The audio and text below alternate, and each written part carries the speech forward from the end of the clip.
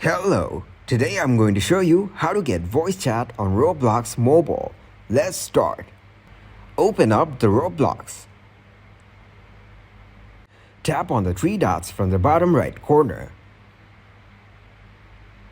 Go into Settings. Click on Account Info. Then tap on Verify My Age.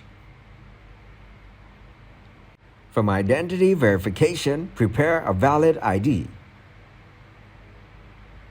Then click to Start Session. Click to begin verifying. Select your country in which you have your government ID. Press Select after choosing the country.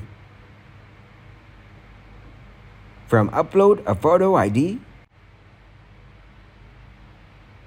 choose one of the following options like driver license, national ID, and passport.